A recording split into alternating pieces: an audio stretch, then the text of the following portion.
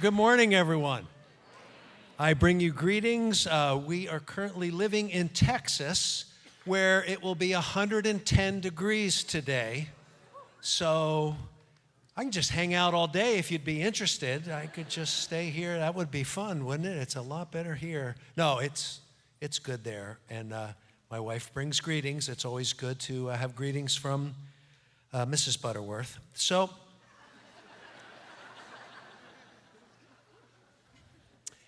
we currently have a favorite commercial on TV, my wife and I. I don't know whether it's airing here or not, but the premise is it's a young couple in their living room, and they are assembling a coffee table. And the husband proudly announces, there it is, she's all set up. And the wife produces a handful of apparently extra screws, nuts and bolts, other pieces that belonged to this table. And the husband just kind of shoos it off and in victory puts a glass of juice on the coffee table. And you know where that's going. The one leg of the coffee table collapses because it hasn't been screwed on properly by all the other screws. And the juice goes flying down towards the carpet. And coincidentally, the ad is for paper towels. My wife just thinks that's the funniest commercial in all the world because she says, look, honey, it's you. And I say, now, that's not fair. She says, that's right. He looks way too inexperienced. You've not read instructions for decades now. And I have to confess that is a shortcoming, I guess I have to admit, that, I'm just not a directions guy. And, I've had 5 kids, and so I've put together all kinds of tricycles and bicycles and, equipment. And let's face it, they all recovered from those spills. And, the one that has the limp, it's kind of cute, And so I'm still trying to get a hold of that. And a lot of it is that there was a moment in time. We had just moved to Southern California. I was working for a wonderful man that you may know of, Chuck Swindoll. And I'd just gotten out of seminary, and I was working there, and the housing prices were ridiculous. And I got in, and everything was old and dilapidated. And the realtor called it a fixer-up home. And I had no idea they were taking that literally, that someone was supposed to fix it up. And so I was trying, and it was just going terrible, and all the appliances were old. And I remember I was at work one afternoon, my wife called, and she said, I just thought you'd like to know that our washing machine is heading out of the laundry room towards the kitchen. And we have little ones in the kitchen who are unable to defend themselves. And I said, well, I don't know what to tell you, but I'll be on there. And I sped over, and I had no idea what I was going to do. And we had somebody look at it and say, oh, well, what you've got is a broken drive belt. You need a new drive belt. And he quoted me what he was going to charge me. And I said, I think I can do that. So I bought myself a drive belt that came with easy-to-understand instructions. Do you have a minute? Loosen the nuts holding motor mount or bracket and slide the motor over to the right to relieve the tension, removing the belt from the pulleys. Rotate motor to the left as far as possible to assure spin cam bar clearance. Now remove the 3 support braces attached to the gear case and the base plate, removing the 2 pump mounting bolts, but do not remove the pump hoses. While manually lifting up the plunger, rotate the drive pulley, which is in the large pulley on the right-hand side of the gear case, until spin cam bar advances to the spin position. Now remove the clutch spring. You still with me? That's the first paragraph. There's like 13 more. Reinstall by positioning the new belt on the 4 pulleys and begin to reassemble. Reinstall the mounting bolt and the spacer. Tighten all the mounting bolts finger tight. Tighten the 3 mounting bolts now securely. This allows alignment with center post bearing. Adjust belt tension and replace the rear service panel. This is parentheses, this is extra. A properly adjusted belt will deflect 1/2 inch when a force of 9 to 10 pounds is applied midway between the motor pulley and the drive pulley. This is like life-changing stuff, isn't it, folks? I mean, this is amazing. So we get all the way to the end, and then we read, note, machines built after 1971 were built with a completely different system called the fast brake system, and it has to have an increased brake spring tension. This will prohibit spin cam bar. We suggest a car battery terminal puller can be used to push up the clutch shaft. Are you kidding me? These are instructions that I'm supposed to follow? We don't, but I've kept these in a file, and I have as the heading on this pager, the day I bought a new washing machine. Okay, that's one set of instructions, but I want to look at a completely different set of instructions this morning that is much more user-friendly and designed by God. When Pastor Bob asked me if I'd come out and do a Sunday here, he said, you know, we're going to kind of do a little mini time in the book of Proverbs. If you could do something in Proverbs that relates to family and parenting, that would really be just the right sweet spot. And I thought, well, that's really interesting, because what we have in the book of Proverbs is, if you will, a family instruction manual. Doesn't tell us everything we need to know about family, but it tells us a lot about what we need to know as family members. Now, when I say I'm going to talk about family, I can hear some people's brain kind of shut down, because like, well, I'm not in that situation. I'm not a parent, or my kids have grown and gone, or I've never had kids and just fine with, you know. And I want to urge you not to clock out. I think there's something here for all of us, and I hope it will be of value to you. However, just out of curiosity, where are the parents in the room? If you're a parent, would you raise your hand? Okay, it's pretty popular. Okay. If you have or at one time had parents, would you raise your hand? Yeah, not as much as I had thought on that last one, but anyway, hopefully you'll be able to make that jump with me, and we'll be able to work on this together. Now, part of why I think the instruction manual idea is really good is because there's a lot of untruth out there, and oftentimes it gets claimed as something that God teaches us in His Bible. And so we're going to look at 3 or 4 things this morning that I am going to call family myths, as in they're not true.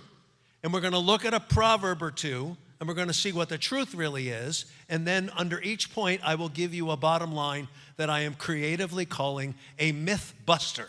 Okay? So we're going to get some myths and some myth busters, and we're going to start, if you have your Bibles with you, turn to Proverbs almost to the end, chapter 29, verse 17.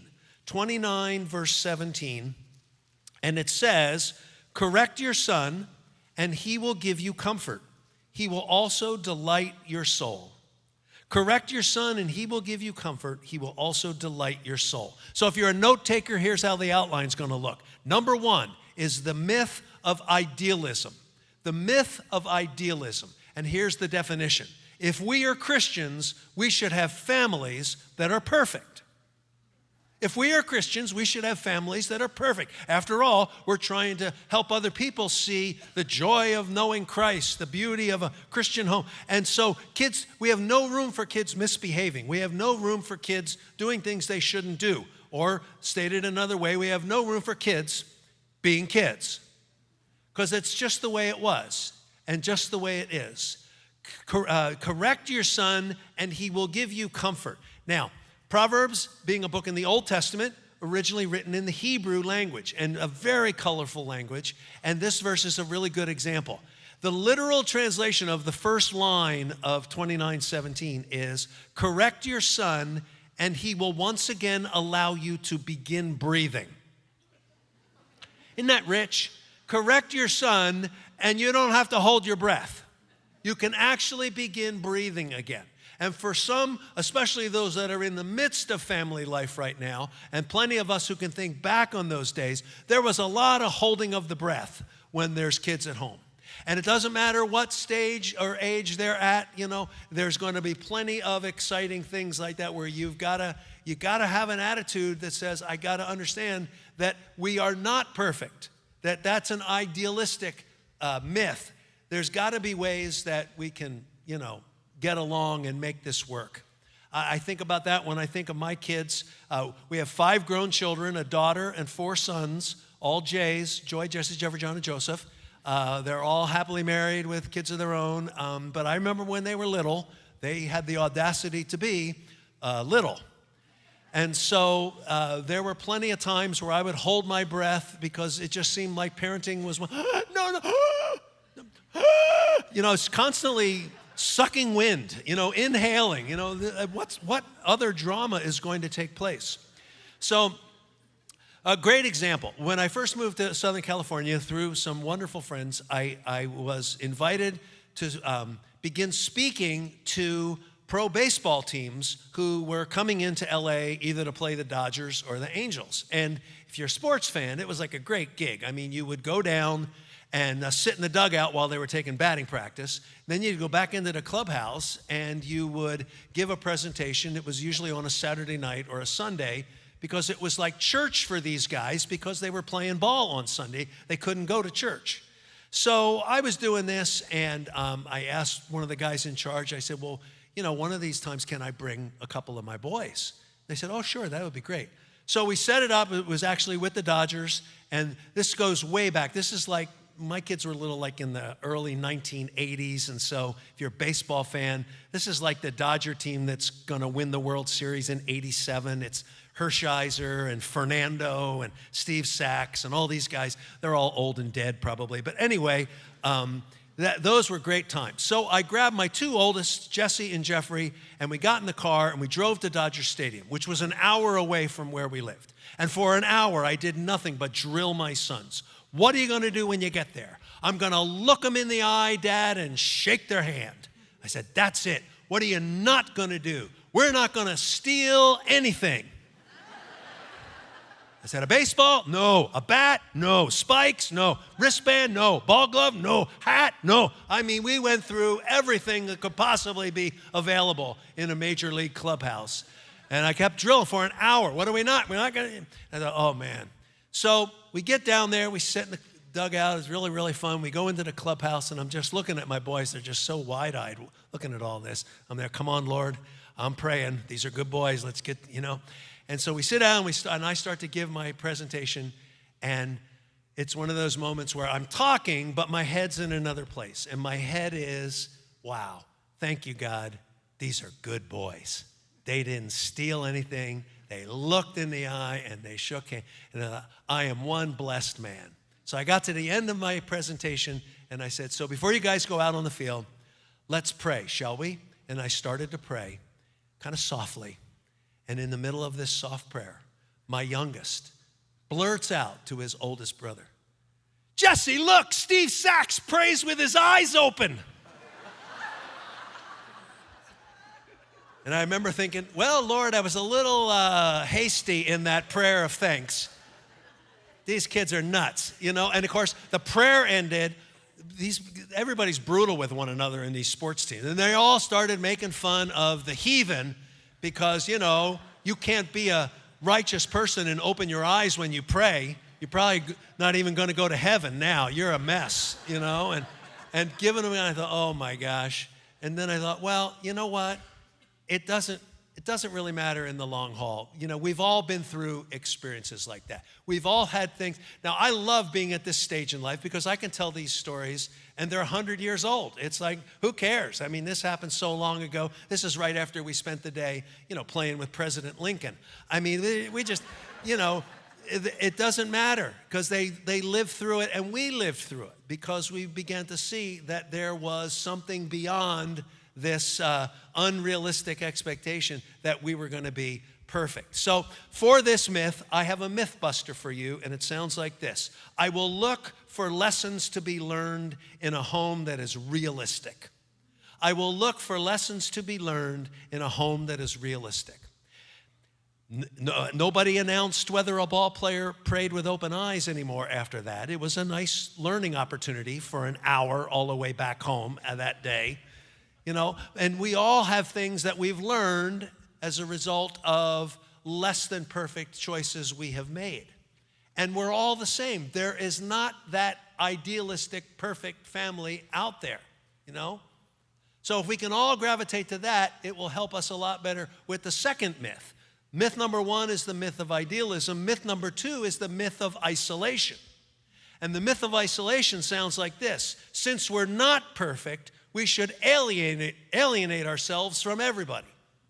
Since we are not perfect, we should alienate ourselves from everybody because I don't want you to see my imperfection. I get to come to church every Sunday and I'm all clean and shiny and awake and aware, and you don't know all the rest of the week, and that's by design. I don't want you to know the rest of the week because it's embarrassing, some of it, and it's like we need to understand that we have been designed to be with one another. Turn back one page to Proverbs chapter 27. And in Proverbs 27, there's two very famous verses in this regard, verses 17 and 19. Iron sharpens iron, so one man sharpens another. As in water, face reflects face, so the heart of man reflects man. Face reflects face. If we're not with anybody else, we will never see that reflection. We will go through life thinking, I'm the only person that ever had to face this issue with one of my children. I'm the only person that ever got in trouble with his neighbor for doing this. I'm the only you can fill in the blank. It's all throughout life. That's why we need one another. Now, I've been coming to this church for years and years and years, and part of what I love as I come back again and again is to see the connection that you as a church family have with one another. There are small groups, there are accountability groups, there are one-on-ones, there are people meeting other people talking about life, and that's the way God designed it. That's the value that we should have with one another. That's face reflecting face, iron sharpening iron.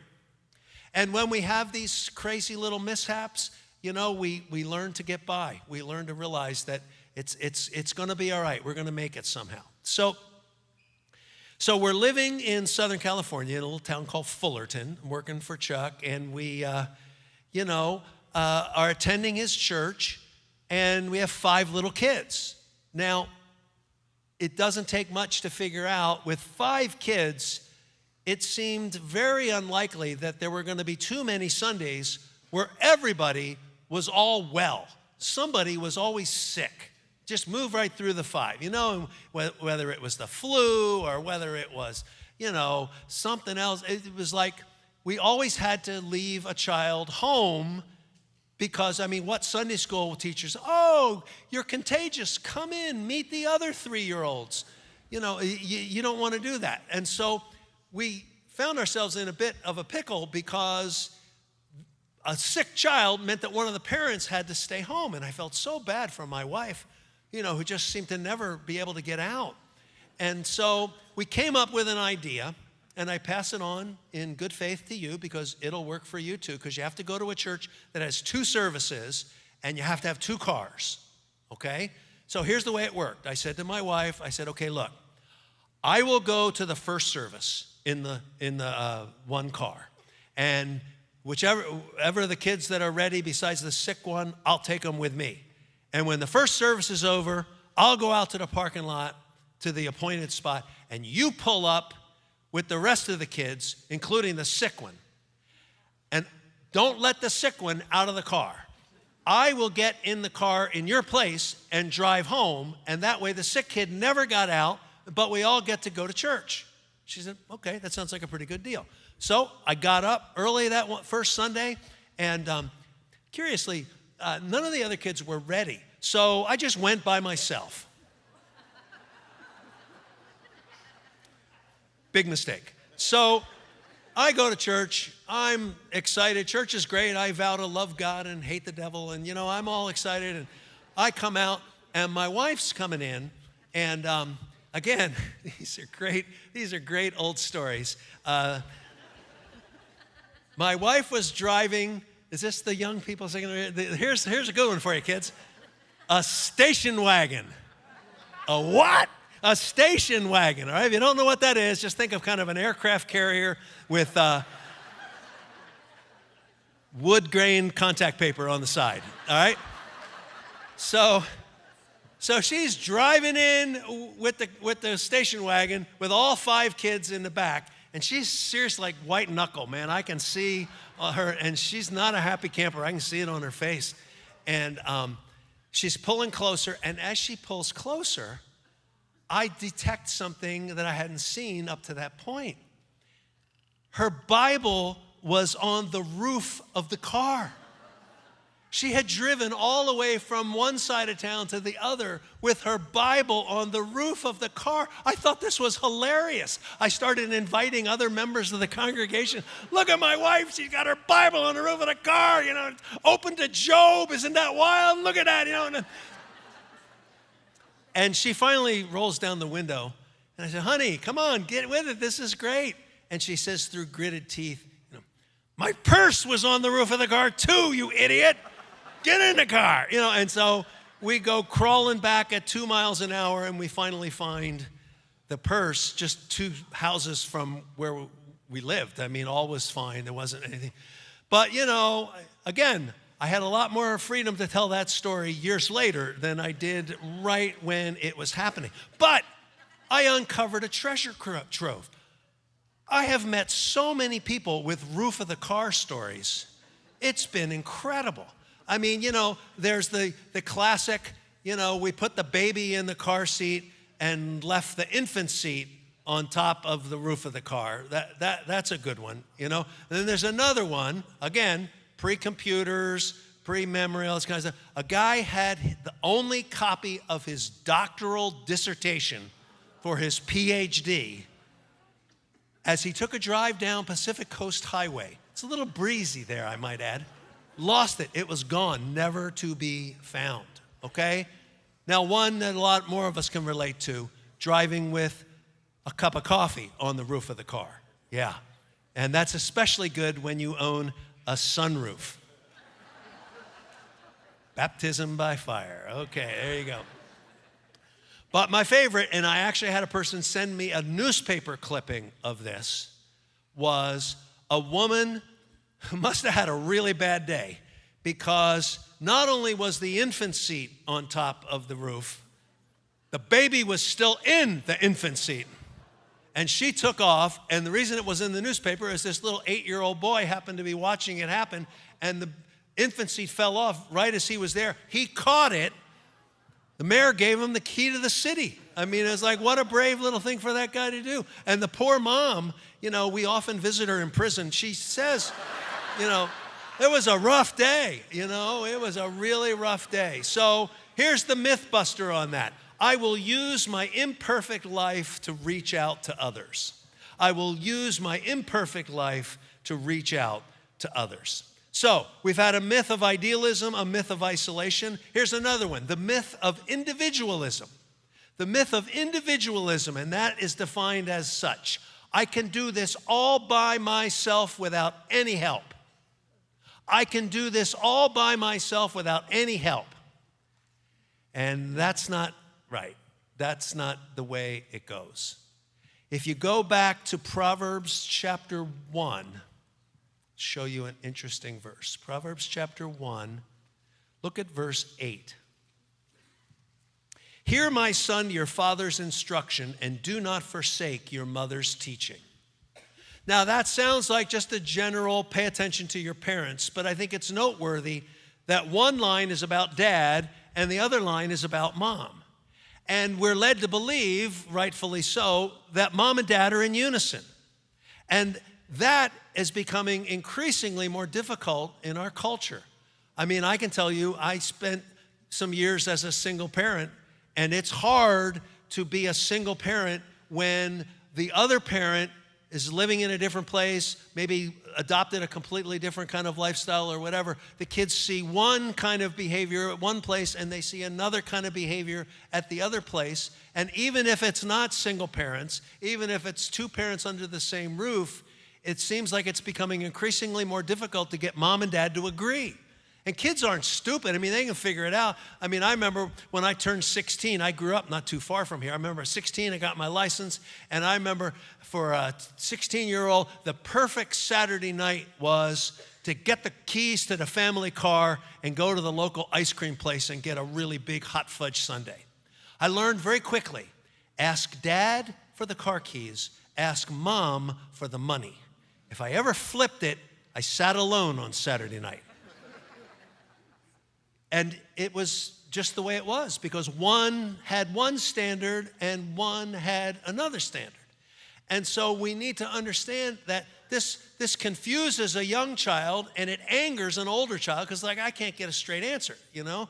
And so it's very important that Mom and Dad be on the same page. So in that spirit, let me give you something that I hope will be helpful for the whole book of Proverbs.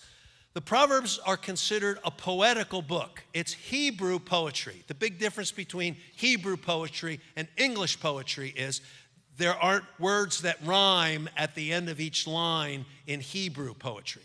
No way, day, pay, and say. It's just the two different lines have a rhythm about them.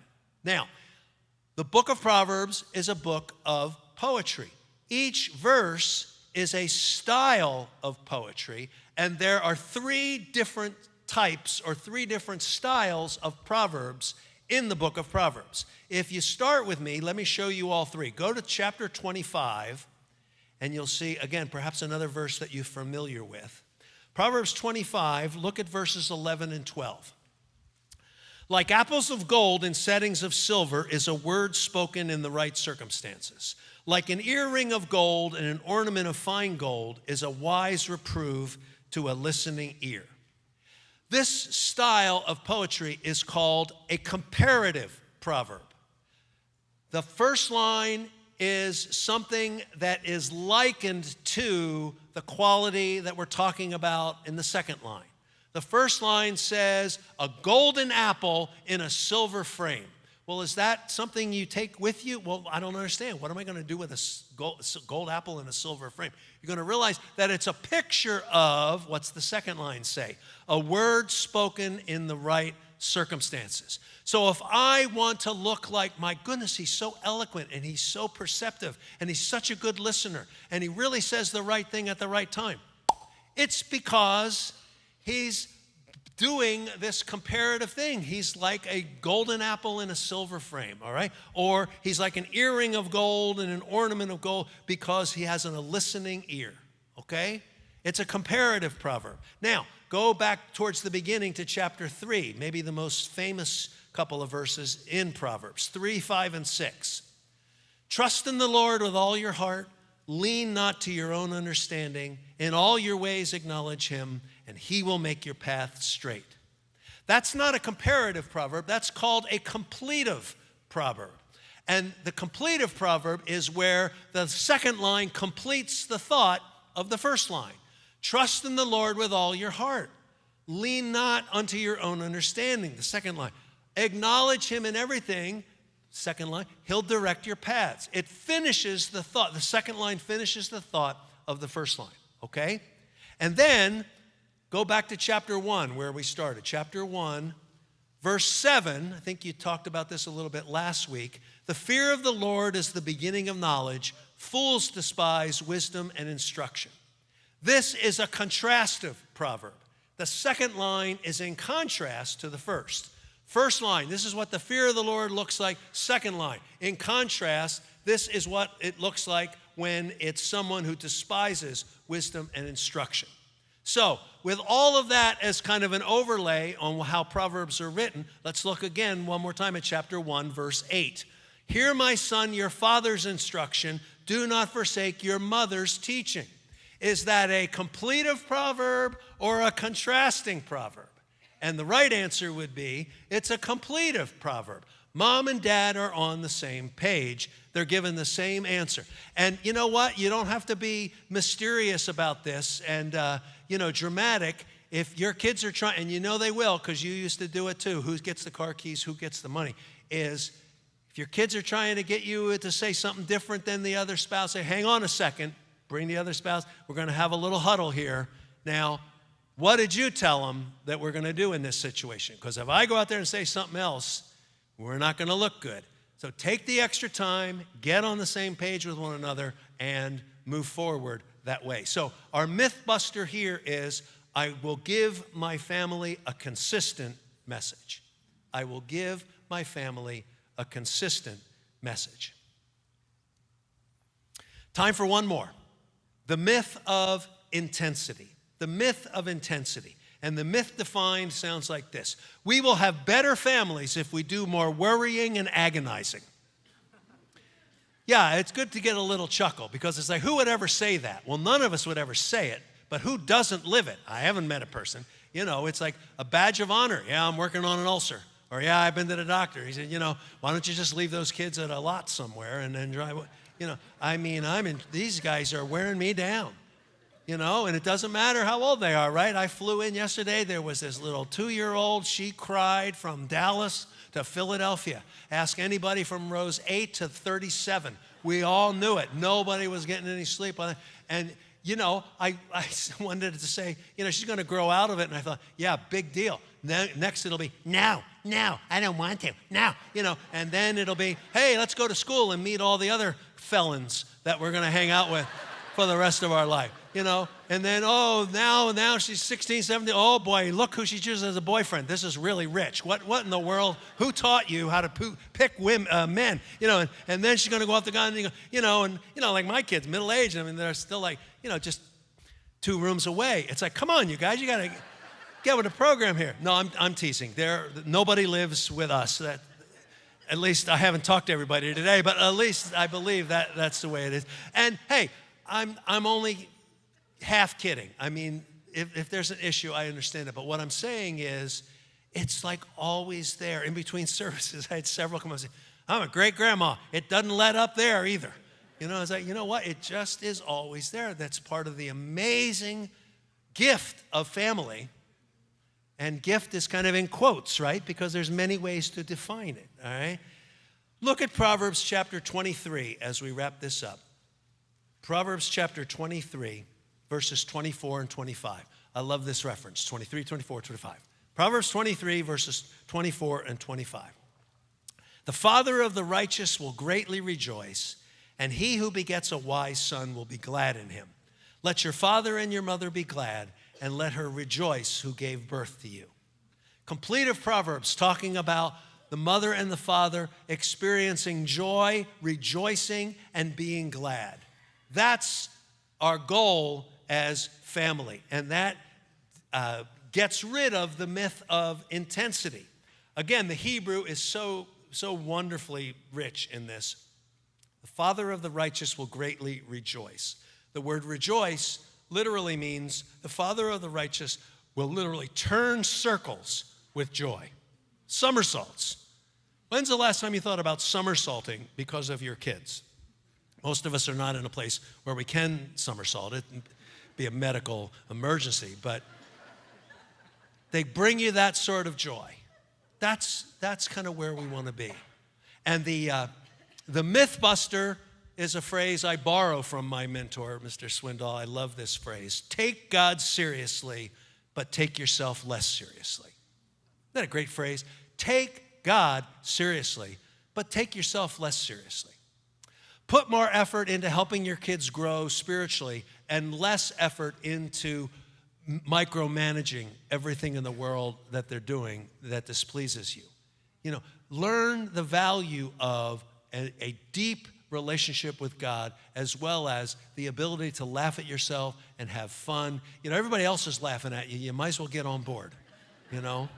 You're a good man. You're a good woman. You're a good person if you realize, you know what, I guess I did kind of look foolish there, and so it's a good thing to do. And if we put all of those together, you begin to see a little bit more about what God has in mind through his instruction manual about what a realistic family would look like. So let's bow our heads in prayer, shall we? Thank you, Lord, for the truths in the book of Proverbs. Thank you for how you have helped us see in just these 4 simple myths and MythBusters the kind of home you really want us to have. Lord, I pray for the person in this room today who has tried to have a good attitude, but it's been a tough week, and this has just been really difficult. I pray that this morning would give them hope, give them encouragement. I pray that you would help them through their really difficult times. Lord, I'm so grateful for this church. Thank you for the relationship I've had with it for so many years. Just continue to bless them, help them to know the bright beacon of light that they are right here in this Philadelphia area. We're so grateful. So, Lord, thank you for all of these things. In the strong name of Jesus, I pray these things. Amen.